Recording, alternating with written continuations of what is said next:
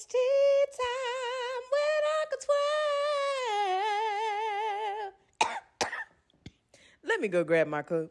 Hello, everyone, and welcome back to Tea Time with Uncle Twirl, where what's in your mug is your business. I'm your host, Uncle Twirl, and we are back again at the wonderful Click Pop Studios. Check them out at clickpopstudio.com for all your branding and marketing visual needs. Today's episode, guys, is all about friendship. How many of us have them? Friends. I couldn't talk about friendship without having this very special guest on the episode. I'm so excited to have you here. I'm excited to be here. Sipping and spilling with us today. I got to intro you. Spilling. Yeah, because we're gonna spill. We're gonna dish. Sipping and spilling with us today is a flag football phenom, intention icon, Say that. the Baron of baked beans, and my best friend Tim Smith. Y'all give it up for Clink Clink, y'all. Clink Clink. Yes. Cheers, my brother. Welcome Cheers. welcome to Tea Time. Thank you for having me. Thank you for being here. Today we drinking some Moroccan green mint tea. It's delicious. Delicious. How are you? Thank you so much for being here. I'm good. I'm a little warm. It's Atlanta in the sun. Can't decide whether one wants to go away or come back, but Yeah. I'm all right. I really need fall to fall on in. Do your thing. It's been so fucking hot because we don't have an ozone layer no more.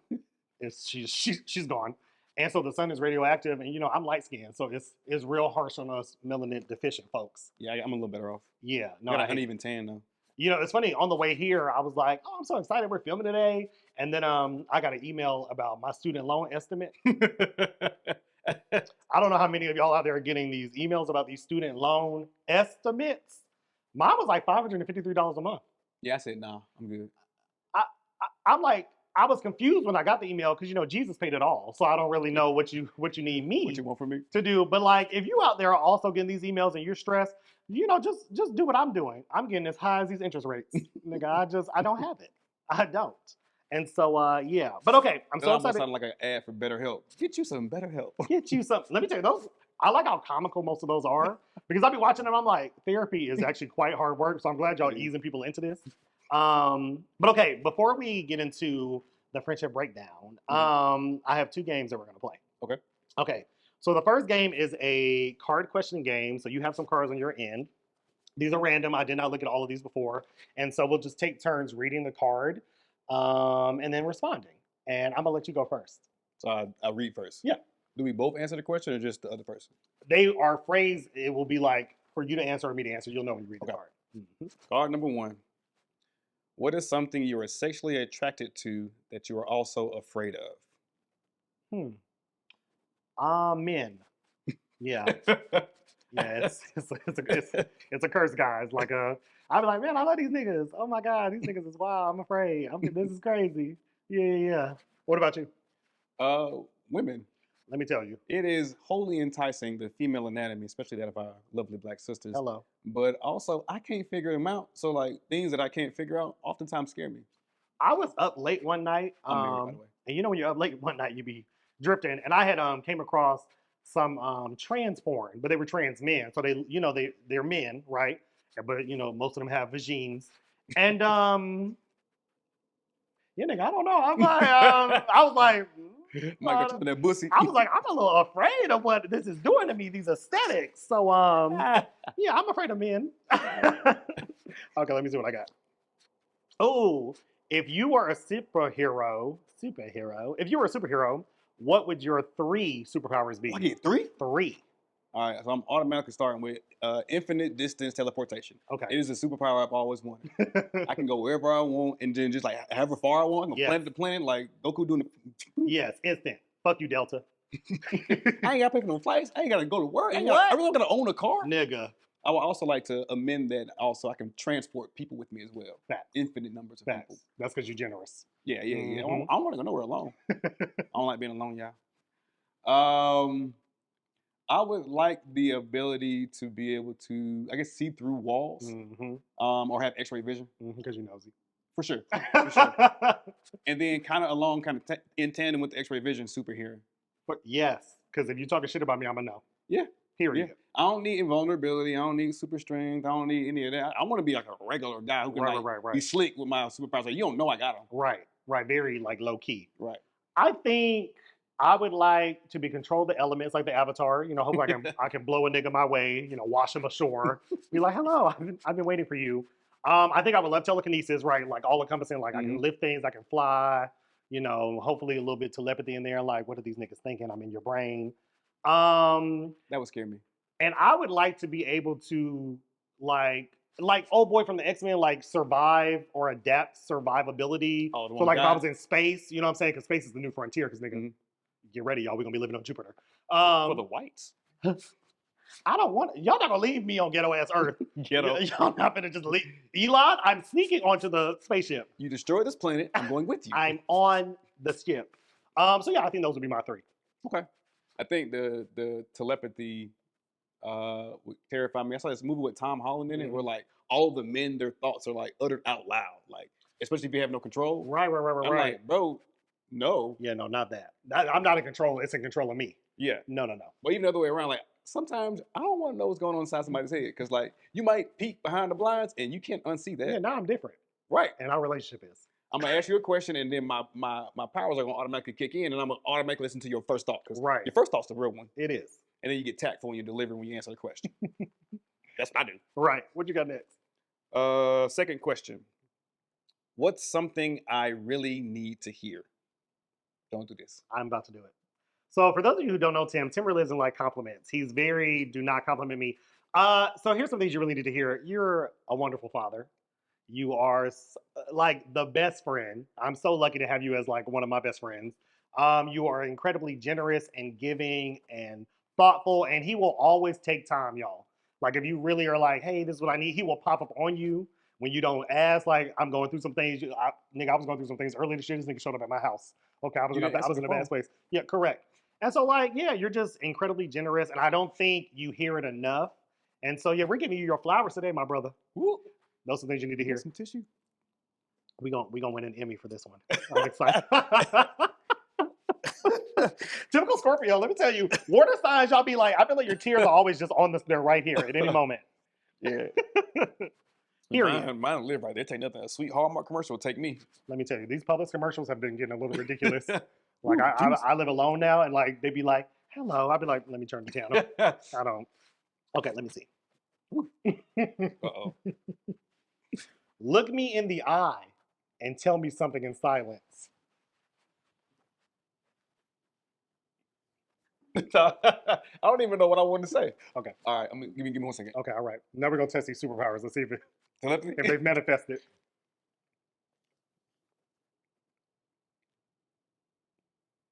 That's gross.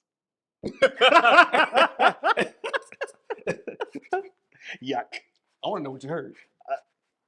That'll be we'll edit that in after in post. the post tea time after tea. Oh man, you really took me with that last one. Oh wait, it's your turn. Okay, sorry. No, you're good. How am I different than you imagined I would be when you first met me, or when we first met? Is what the card says. So we met in high school. I want to say it was Dr. Phelps' class. It was chemistry. AP chemistry. Let me tell you, I had no business in AP anything. Okay, yeah. Nigga, I got a D. Dr. Phelps was like, "Don't take chemistry when you get to college." I said, "Thank you for being a real one. Thank you for that." She gave me an A. Yeah, I definitely didn't earn it. She was like, periodic table, and I was like, "Where is that?" And she was like, "No, baby, no, it's not. Great teacher. It's not the kind of table it is." You know, you were on the football team, so I had a preconceived notion about jocks. For sure. I also was closeted at this time, so I had a natural like fear of like just people finding out, whatever. And so, but I remember like, man, he's so different. Like you were smart, which no shade, but a lot of them niggas were not. I grew up with him, I know. You were really cool because you had a girlfriend that you really cared about at the time. And I remember there were, other people that were in the relationships and, high school niggas are wild. Like, I feel like you and Carrie were like the most, because Carrie was very open about like his stuff. And you were just like, everyone knows it's my girl, don't try me. And so, yeah. They were adventurous. Okay, adventurous. And you were so funny on accident. Word. Bro, you would be saying something, I'd be like, especially like because your siblings, some of them also were there while you were there, and those interactions. So yeah, I think I was like, oh, he's not like everyone else here, even though you could, and you were like kind of a chameleon. You ran in so many different circles. It was very cool. Yeah. I think that was a defense mechanism. I think if I would have been more, I've always had plenty of esteem. I think if I would have been more like assertive with my stances on things, I might have been a bit more alienating. but that chameleon was kind of a defense mechanism because I think at that age we all, especially myself, seek to fit in for in sure, some validation. capacity. For sure. For sure. High school's rough, guys. Yeah. I can't imagine what you pray for the kids, y'all. Okay. How many people do you think I've slept with?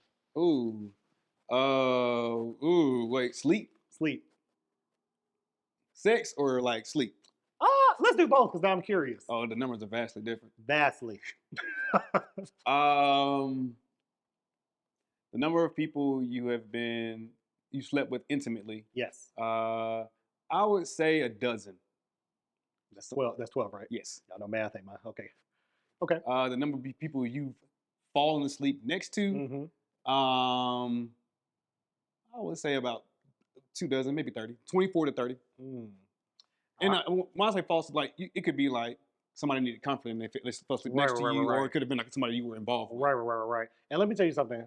You're a real one for saying those. The numbers are flipped, guys. I be out here smashing. I do not like to sleep next to people. That's facts. No fact. Like whoever my future bae is. Hey, I would like separate rooms. I love you. We can spend the night. It'll be fun. It'll be like we're still dating. We can like, I'm gonna come and spend in your room. But I need to sleep alone. I'm a very light sleeper. I don't like it. But let me say, I appreciate you. A dozen. Okay, the number is low. It's your turn. Man, I ain't had that question. All right. Woo. My wife gonna see this. What do I do that allows you to feel most comfortable being yourself, and why? See, it be these questions.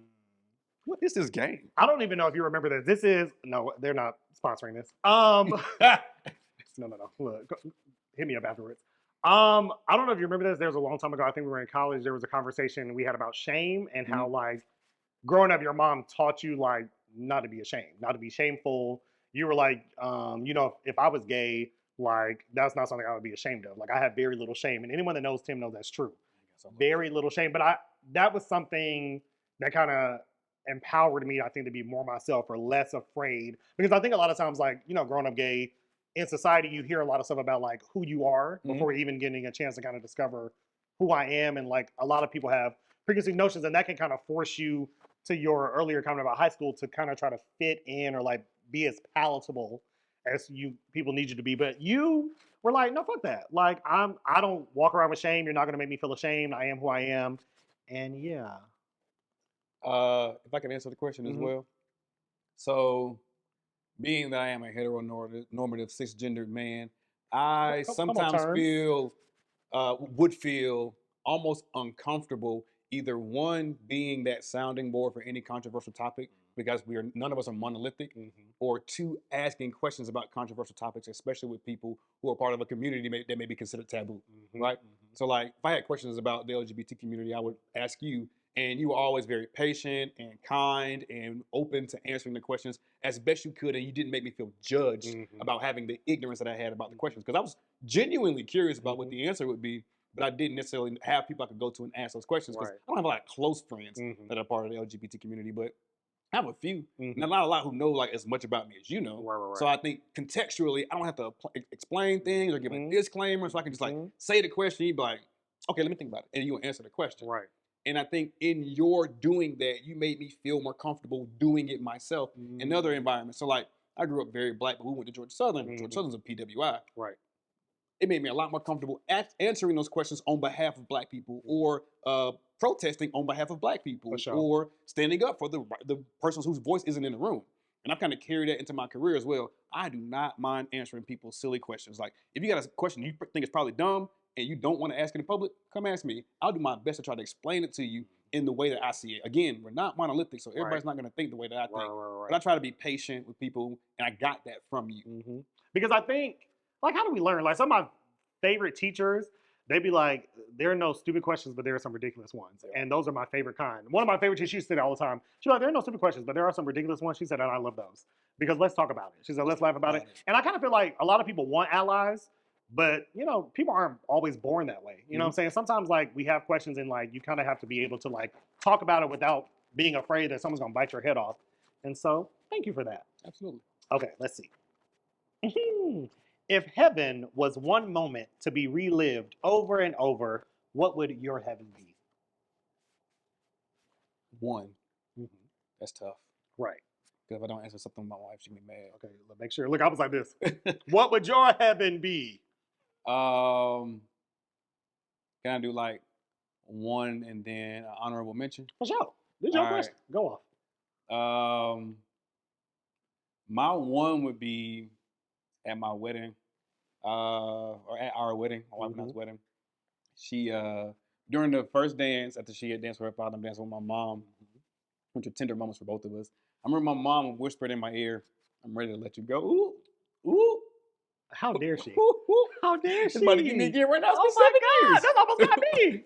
And I ain't seen my mama in centuries. And she said, she said, "You're ready. I'm ready to let go." And it took me. Aw. Oh, it took me. I had to like put my head on her shoulder. I had to like hide from the camera because it was about to get water working.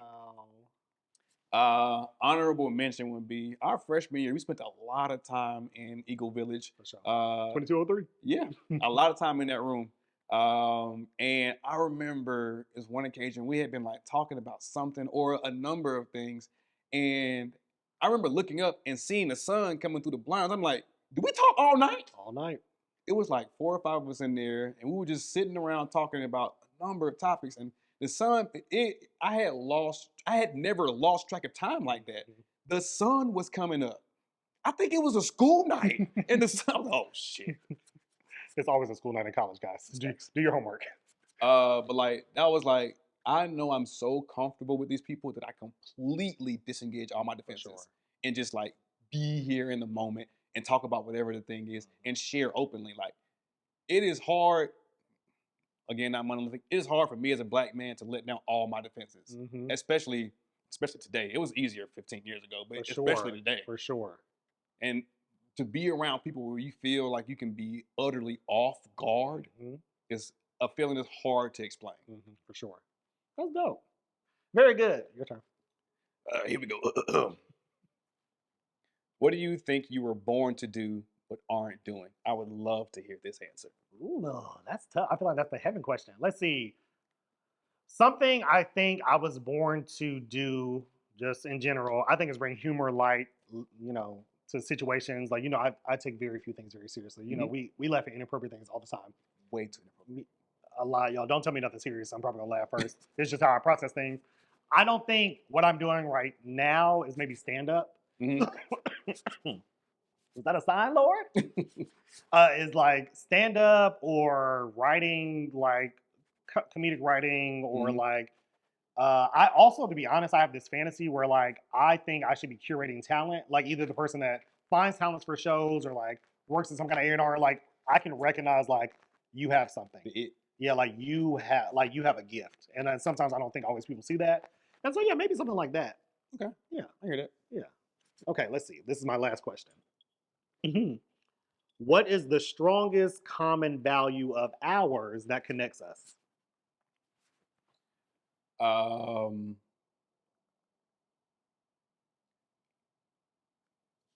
trying to find the words to explain. I can give you a definition, but I'm trying to find like the word. It may be easier if I explain it. I don't think we taking like no bullshit. Like don't bring me no bullshit. Like if you gonna lie well. If you're not gonna lie well, don't fucking lie to me. I'm gonna know pretty much immediately and save us both some time and take that elsewhere. Whether you my closest friend or my biggest enemy, like come on. I need a little bit of sincerity. Right, or some authenticity, right? Because that's what it is. It's like, be authentic. I think we quickly recognize when people are being inauthentic. Like, oh, okay. And we might play along. Let's play along and do the thing. Let's go through the exercise. Right. But I'm like, all right, got it. Right.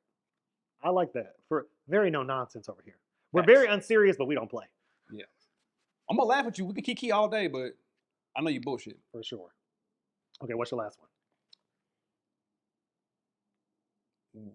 Oh, no. What is it?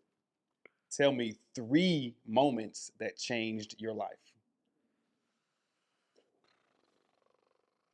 The military, I feel like it's just like an all-encompassing moment. Just that whole period of life, 20 to 26, that changed me significantly. No doubt. When someone outed you to me, and outed me to you. When I was outed by someone, they told you my business. That's facts. And you responded, so that I was different. Earth shattered. No, I was different because I think a lot of people in the closet or like whatever, like, you know, it's a natural progression. Like growing up, whatever, you reveal parts of your identity to people. Sometimes you lose people, like especially when you're gay. And it was our freshman year. I had not told that many people, and this is one of the people that I told, and she had told him, and I was like, why would you do that? And I remember I was like devastated, and you were like, first of all, I don't care, so that's not a big deal. Second, you should have not been the one to tell me that. He should have been able to tell me that. And I was like, it's not a big deal. And I was like, it's not a big deal. It ain't a fucking big deal. And like, yeah, I was different. Like that changed me. And then, a third one. I think your first heartbreak always changes you. Oh, okay. Like first real heartbreak. Like I'm not, and I think you can have several, but like, like, because I had, high school heartbreak and then like college heartbreak. But I like in my adult life, I've only had one true earlier this year. Yeah. Yeah, I was different. I hear wailing in the streets. It was me. I was wailing. And but to where I am now, it has changed me so vastly, like for the better. Like I am kind of grateful for it. Word. Like honestly, shout out to heartbreak. Because when things break, you can kind of rebuild them and reshape them or throw them out, repurpose them. Yeah, broken is not always a bad thing. So yeah, I would say broken crayons still color. Hello, don't they? And as y'all can see, I'm colorful. Okay. I'm coughing. Okay, so that was the first game. Like I got to keep it moving. Okay, so this is going to be a really fun game. This is something me and my producer, shout out to Trisha, we came up with. This game is called Ally or Op. Okay? Because a lot of people, they be like, I have a gay friend. I got a black friend. I have women friends. But are you an ally? Okay. Or is you really the opposition? Okay, so for this game, I'm going to show you pictures of queer icons, and you're going to tell me if you know who they are. Okay. So this should be fun. Okay, we're gonna start with the first one. Do you know this queer icon? Oh my God! Stop! You being petty. I didn't. I'm sorry, I don't even know how that got in there. No. Whoa, that was not. Whoa. Let me go to another file. My eyelash twitching. My eyelid twitching. Whoa. I'm sorry, y'all. Technical difficulties. Okay, I'm back. Yeah. Do you know who this is? Yeah, is that Mother Ruth? Okay, RuPaul. Okay, drag icon, mogul. Yeah. Very good. Ally. You get an ally point. Do you know who this is? I do not. This is Bayard Rustin. Okay. He was a gay black civil rights leader. He fought a lot for like black rights, gay rights. He organized the March to Washington, which eventually paved the road for the civil rights movement. A lot of people don't know about him because Bayard Rustin. Okay. They're doing a Netflix documentary movie about him. Coleman Domingo is playing him, another black queer actor, right? And so I'm really excited for people to get to like know more about him. He's one of my heroes because people did not really fuck with him because he was gay. And literally Martin Luther King was like, this is my man. He's my right-hand man. Yeah. And he was behind the scenes really organizing a lot of stuff. And so shout out to him. Okay. Do you know who this is? Yes. Who? James Baldwin. Okay, icon. Right. Literary god, a poet, playwright. Just often misquoted, but the version I like is misquoted. To be even semi-conscious and black in America is to be filled with a constant state of rage. For sure. When you know what's going on and you can't do nothing about it, you're like, bro, what you want me to do? That's why I'm getting high as these interest rates. Right. Period. Okay. Come on, ally. Yeah, for sure. Do you know who this is?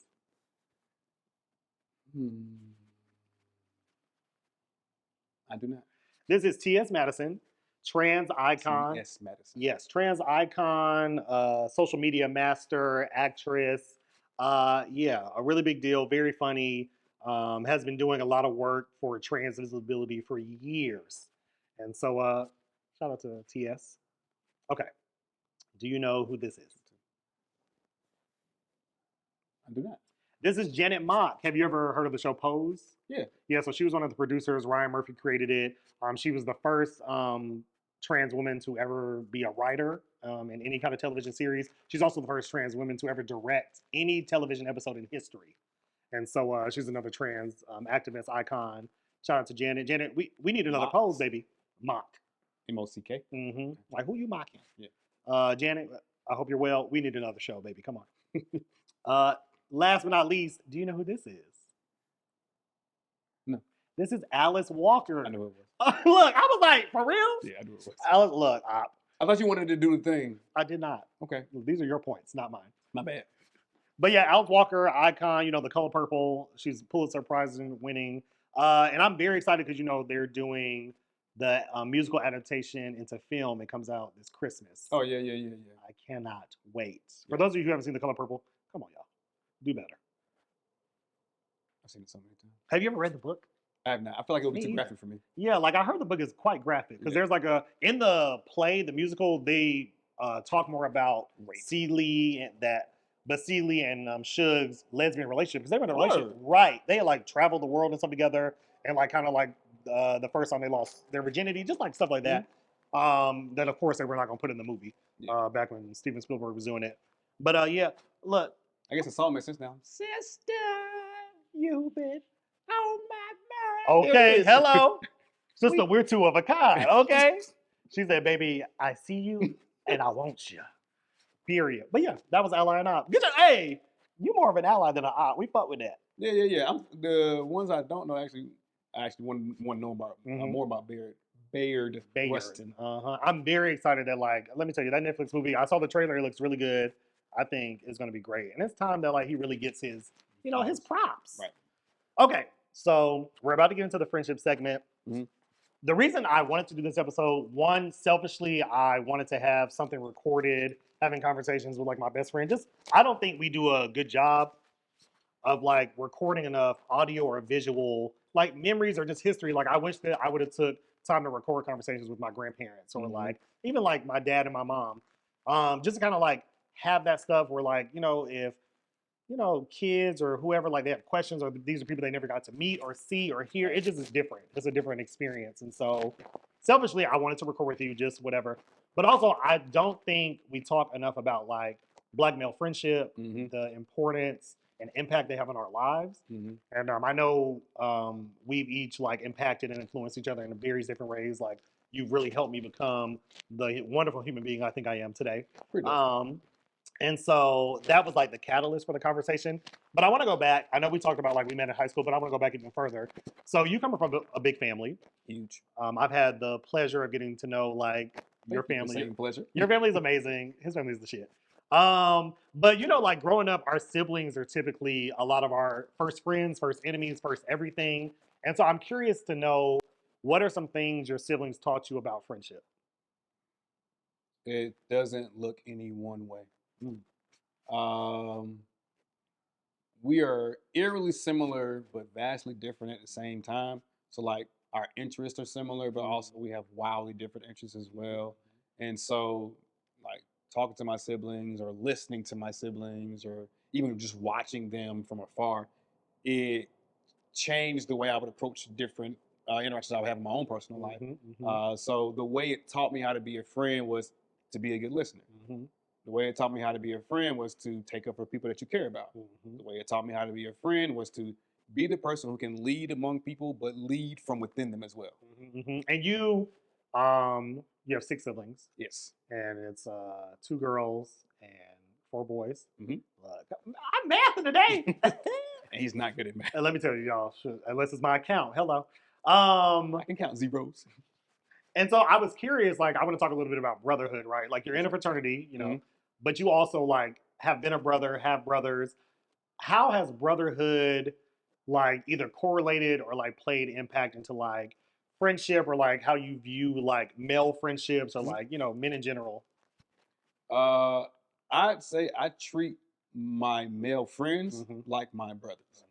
I don't really draw a distinction between the two. The same way I would go to bat for my siblings, I'm going to go to bat for my male friends as well. The same way I'm going to try my best to support any endeavors that they're pursuing or support them when they're in need. I'm going to do that for my brothers. I'm going to do that for my male friends as well. So I don't have a lot of friends, right? People I call friend. I'm going to do, you call me, I'm not asking no questions where we going. But I treat them exactly like I treat my brothers. And it's because I want them to feel that level of connection that, because by default, my blood's my blood, right? But I want my male friends to feel the same way. Now it don't matter if I call Tim, he coming. No, and that's on period. I also want to talk a little bit about, because I think it's kind of rare. one, having these conversations. I don't see a lot of, I've seen like different podcasts and different shows where like men have conversations, but sometimes it's not always rooted in like an authenticity between gay and straight men, right? And we have like a real friendship that's not pandery, that's not like based off some kind of like business or like where like there's another benefit outside of like really just friendship. And I think that's really rare. I think it's really cool actually. What are some things that you believed about gay people before meeting me Oh God. versus We met in 2005. right? No, but I think it's important to talk about the evolution because Yeah. like growing pains are like very important to like For sure. to evolution, but to relationships. Like all relationships go through growing pains. We know we've had ours. Absolutely. And so I'm just very curious to think like, what were some things that you believed about my community before that you don't believe now or like that are different? Yeah. Yeah. Shout out to growth. I thought all gay people, or specifically the gay men or gay people, Either or, just in general. I thought all gay people were attracted to everybody of the same sex, right? They weren't as discerning or picky as the heterosexuals around. Right. I'm like that, which is just it's ridiculous. Let me tell you, it's ridiculous. We're pickier. Way pickier. Help. And way pettier. Picky. The only some of it's exposure, right? Because like the only gay people that went to our school who were out were very effeminate. For sure. And I don't even know if they believe themselves to have a female's identity or they thought because I'm interested in men, I need to present as a woman. Right. And so like I thought all gay men were also very effeminate. I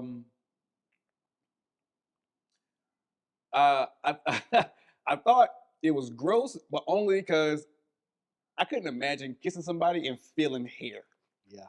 Like feeling like it's disgusting. chin whiskers it's disgusting. or like lip whiskers. And then I kissed the girl who had a slip Hello, up. because I was about to say, no, hello, first of all, look, shout out to our hairy people. Okay. And I was like, I mean, it's the fucking same. Yeah. I think that was it. The craziest thing is because I don't like to judge people. I just have ignorance, right? Or had ignorance in that regard.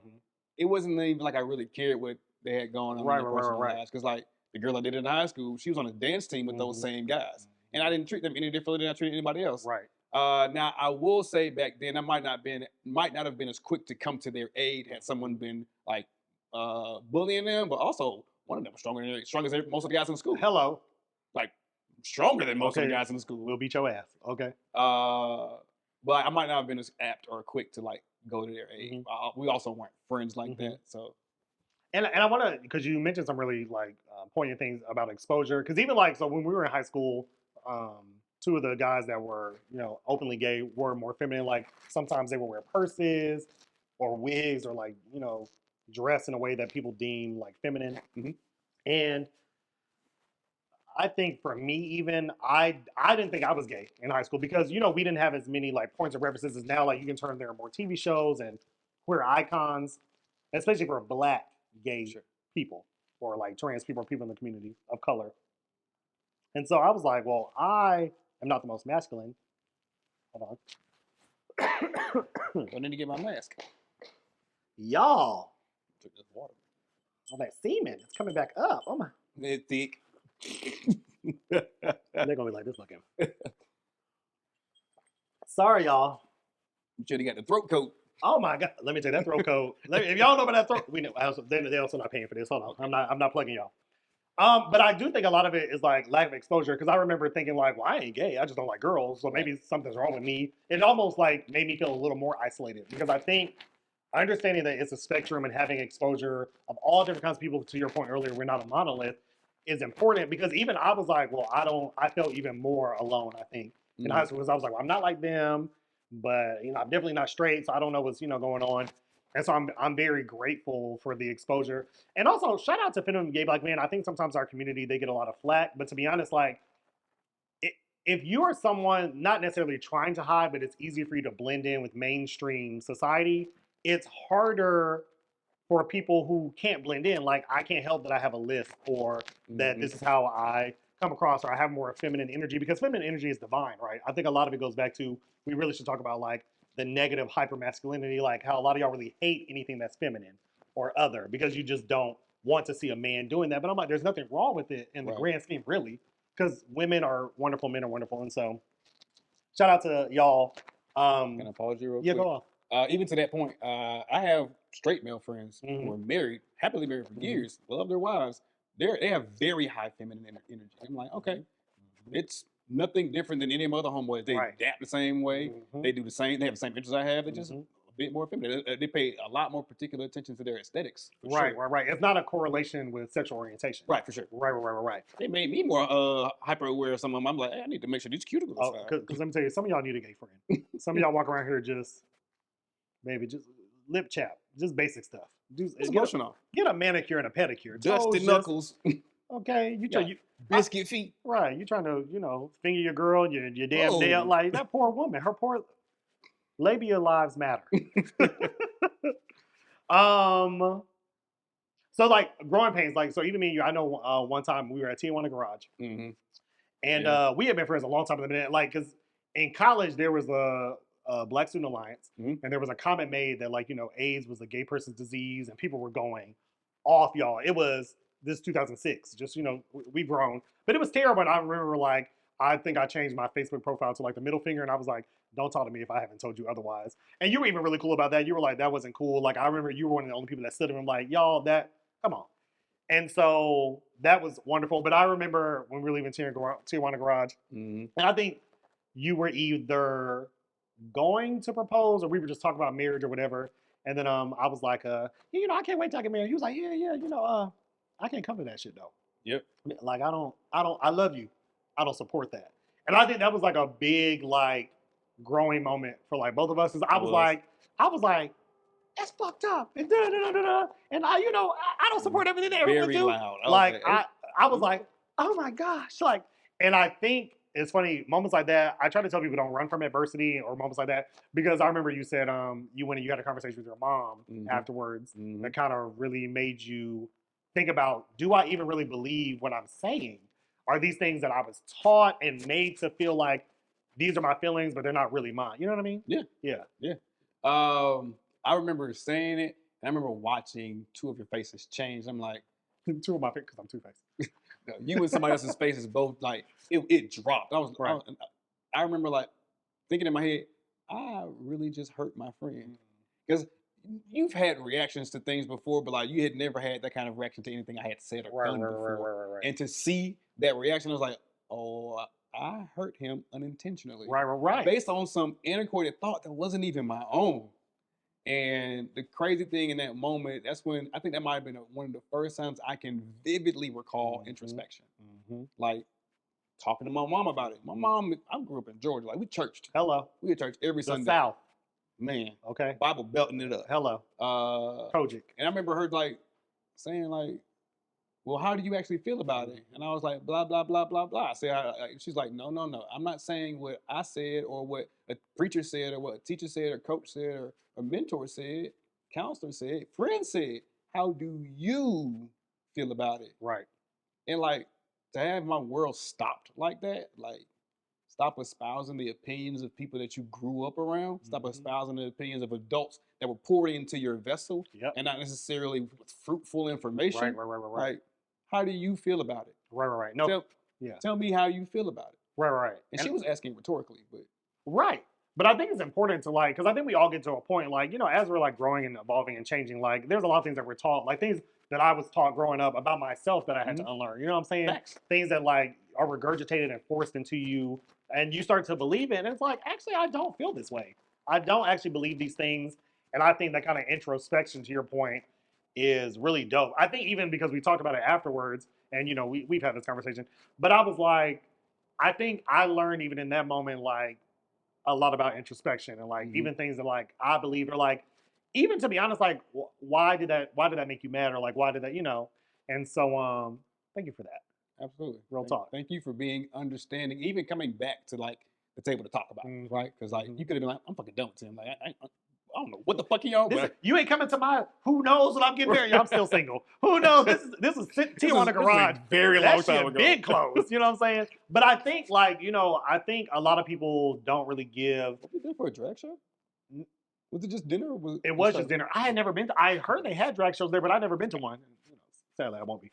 But like, I think that not enough of us give people in our lives room to like grow and to like Grace. change, grace, or just like the opportunity to like express themselves or whatever. And like a lot of friendships and relationships that could last or could get to a place where like they are more fruitful, more. You don't give your people the opportunity to be human, Mhm. right? Mhm. So period. But with that in regards, I wanted to ask you because you're such a phenomenal friend. I try. What do you think are the keys to maintaining long-term friendships? Because at this point, we've been friends 30 years. I feel like it's Because what are you 50?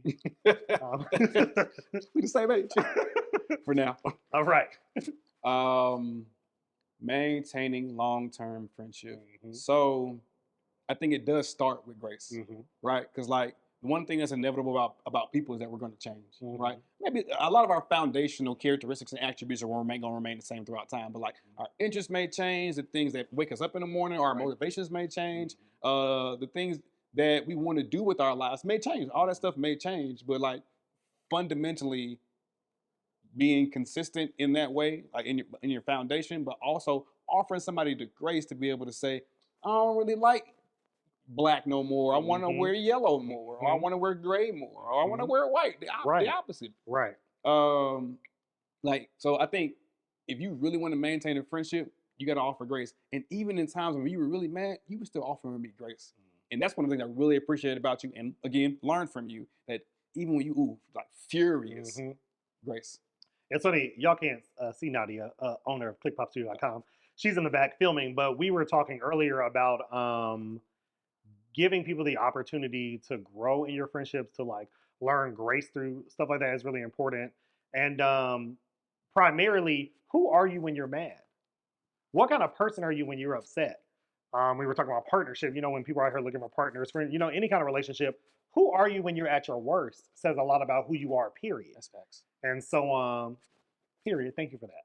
I think another thing that's really important for long-term friendship is almost a bit of stubbornness. Like I remember telling you, you can't get rid of me at this point. Like For sure. you can stop being my friend. That's fine. I'm still your friend. I'm your friend, though. I'm gonna still be around. For I know sure. all your dates. I know your social calendar. I'll be here. It's facts. But like almost like a stubbornness about this is a relationship I'm going to maintain because selfishly, it benefits me to have a friend who's able to speak into my life like that because it's crazy because I know your idiosyncrasies when you about to insult somebody. I also know when you're getting ready to like withdraw. Like there was a time where if Warren said, you know what's funny, you might as well buckle up because this is finna be ugly. Ugly. Hang it up. He finna come for the neck, like just ear to ear. Or then like if you would do this, that was your silent signal that you were getting ready to withdraw. Right. Because like you were literally taken aback. I was like, oh my gosh, you shocked me. It's rare. But that's the thing. I have very rarely seen you shocked. That's fact. So if I gotta go. Yeah. Because what's next? I don't have any control over it. I'm out of here, guys. So almost a bit of stubbornness when it comes to the relationship, offering them grace.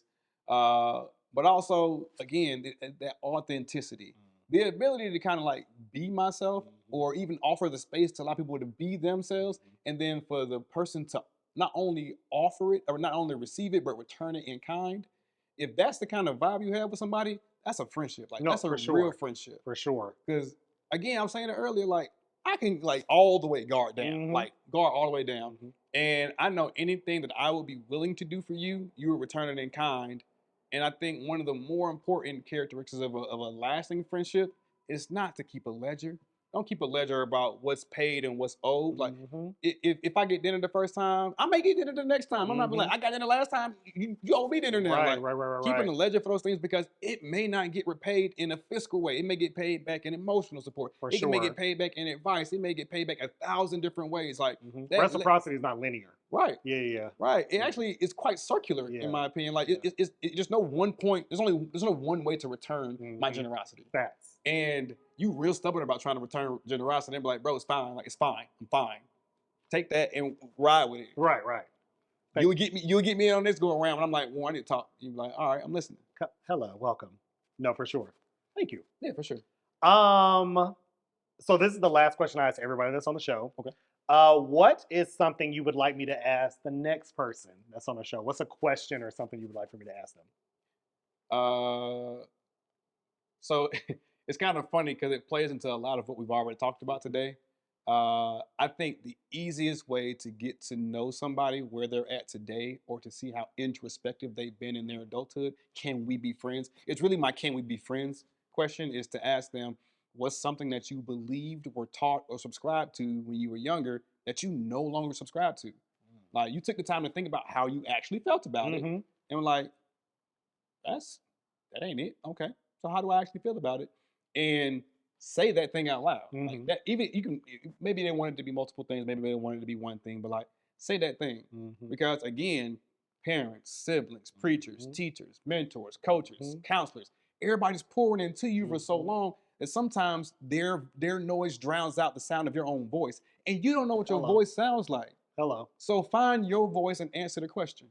And I think also, really dope question, but also that's a good way to measure growth. You know, Absolutely. sometimes growth is not always something that we can tangibly Mhm. measure or we think about it, but I think it is important sometimes to identify, look how much I've grown. Look at where I've come from. Like, a lot of us are just hustling, head down, tunnel vision. It's very rare. And then sometimes we don't allow ourselves to go, I'm proud of me. I've made it from point A to point, and so, yeah, that's dope. It also illustrates to me the ability to think critically. Mm-hmm. And when I say critically, I mean like to assess something that was told to you and be like, that don't even make sense. Mm-hmm. Or even if it's a matter of opinion, because there's no such thing as a wrong opinion, just different opinions. Different, for sure. Like, okay, that's how you feel about it, but that is not how I feel about it. Right. And I feel like there are so many people in the world today who hear someone else's opinion, especially somebody they look up to, and they automatically adopt that Mhm. position. And bro or sis, do you actually feel that way? For sure. Like, do you actually feel like this? Mhm. Do you actually believe this? Or are you just espousing the words you heard on your favorite radio show, or your favorite podcast, or your favorite news network? You just repeating the things you heard? Are you regurgitating talking points? No, for sure. Like, do you even listen it? Do you hear? Right. You know what I'm saying? That's real. So before we get out of here, Word. I'm in the season of giving people their flowers, Uh-oh. and so I have some things for you to thank you for. One, your impact, your friendship, all the beautiful ways that you have thank you so much, helped me to grow and change and evolve and Not purple. become it's my signature, become just a better person. And yeah, I didn't want to give you actual flowers, they'd be dying. I feel like you might enjoy these more. So this is for you. Shout out to you. Thank you so Multiple much. bags? Look, come on. I gotta open it on air? No, you don't. Okay, cool. No, cool, at cool, all. Cool. But yeah, no, I really thank you so much for coming to Tea Time. I really enjoyed this conversation. I hope you all have enjoyed this conversation. And as always, remember, feel free to spill the tea, but don't be messy. Bye, y'all. Oh, hold on. Sorry. If the people want to reach out to you now, his best friend is full. Okay, he ain't no more best friend applications. Thanks. But if the people want to hit you up for some of your sagely wisdom, your intention, insight, because he is really great about intention, where can the people find you? I actually really only have one social media account. I'm on Instagram at original_Tim. And the only thing on my profile is my rule number 1, be intentional. Facts. He's also married and he has kids. So all you thirsty hoes, no. Well, even to that point, for those of you who aren't thirsty but want to know more about my life, if you want to see my kids, you have to follow my wife, because I don't post, like, ever. I'll repost her stuff in my stories sometimes, but I don't really post. Period. So thirst buckets, stay out of there. You can find me at Uncle Twirl on all platforms. Thank you all so much for joining us for Tea Time. See you next time. Yay.